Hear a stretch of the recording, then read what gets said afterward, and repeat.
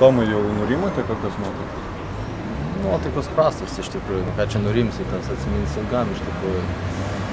Visi kaip ir šnekam, dauguma laukia, kol išvažiuos į klubus, kad užsimirš kažkiek, tai bent jau sunku iš tikrųjų, liūdna.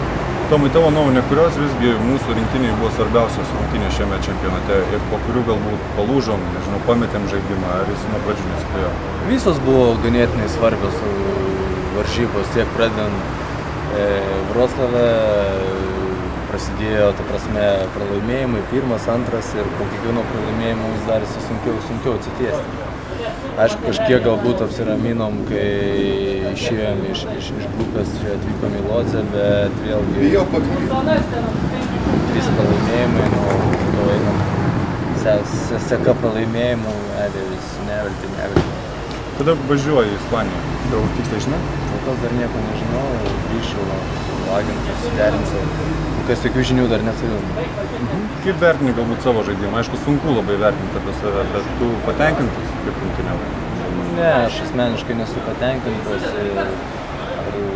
Ganėtinai liūdna, kad toks tiek komandinis, tiek mano asmeniškai rezultatas nebuvo kažkoks, kokio mes tikėjomės, aplamai tiek aš, tiek iš komandos. Gaila labai.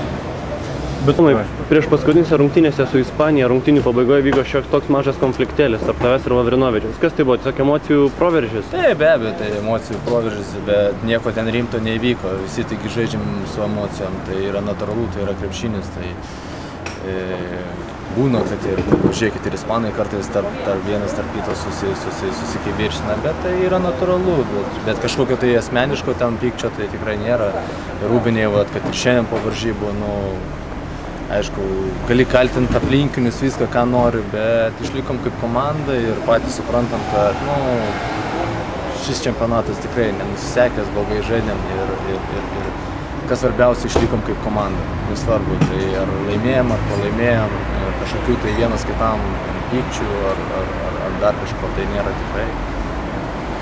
Tai manau, tai svarbiausia, nes kiek yra pavyzdžių parodyta, kad ir anksčiau serbai po pralaimėjimų ten ir susimuždavo rūbinėse, bet pas mus to nevyko, ačiū Dievui ir džiaugiuosi labai.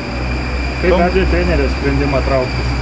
Be abejo, nuliūdino biškį, toks, kaip pasakyti, toks yra darbas, kažkas, matyti treneriai, kaip pasakyti, tikrai prastai žaidėm. Aš nekaltinu nei trenerio nieko, bet sakau, aš asmeniškai pats svarstau, kad reikia pradėti visą laiką nuo savęs. Aš blogai šiandien sužaidžiau, dar kažkas galbūt blogai. Tai ne trenerio kaltė, tai buvo visos komandos, manau, galbūt nevykdėm trenerio nurodymą. Liūdno tikrai žinia tokia. Tomai, ta istorija apie komentarus, ar iš tikrųjų kažkaip komentarai jūs veikdavo, žaidėjus skaitydavo? Aš asmeniškai nieko neskaitydavau, nes Lietuvoje, taigi kiekvienas yra krepšinio ekspertas ir žino, kaip geriausiai žaisti.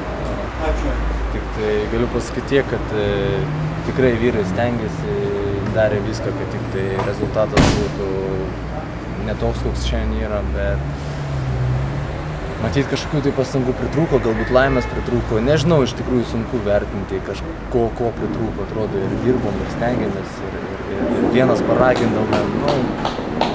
Kur problema, nežinau. Gal jūs žinote? Ne, tikrai nežinau. Jonas Mačiulis sakė, kad yra nusivylęs kai kuriais fanais. Čia jis turėjo menį kalbėdamas apie plakatus, kurie šiandien buvo iškelti. Senolių vieta, kapuose ir taip toliau. Ką tu manai apie tai? Nežinau, kažkaip tai,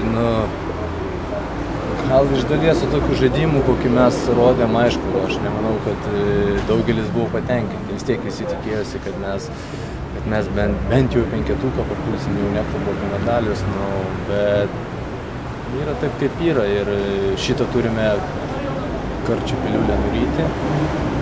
Galbūt fanai iš dalies ir buvo teisūs, galbūt ir žaidėm, kaip mačiau iškeltas tas plakatas Maskvyčių užsivest, galbūt kaip tas senas modelis. Nežinau, sunku šnekėti, iš tikrųjų, sunku kažką tai vertinti. Sakau, kad vyrai stengiasi ir norėjo išlošti, tai galiu 100% tai patvirtinti, bet kur nesiklijavo, kas nesiklijavo.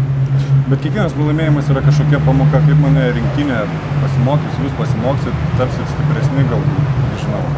Nu, be abejo, pralaimėjimai užgrūdina, be pralaimėjimų neteina pergalės.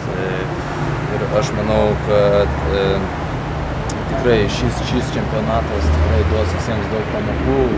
Ir aš pats asmeniškai, kiekvieną vakarą aš sėdėdamas kambarį galvodavau, kur nesiklijuoja, kas, kaip, kodėl, pradedi dažniau mąstyti, dažniau kažką tai, labai daug klausimų, tai aš manau, kad iš to pralaimėjimo tos klausimus, manau, kiekvienas atsakysim kažkiek tai vėliau ir galbūt kitą vasarą, jeigu išeis tenai pasimušti tą pasaulio čempionatą, gauti vardinį kvietimą, aš manau, kad tikrai rezultatai bus žymiai geresni negu šiame Europos čempionate. Ačiū labai.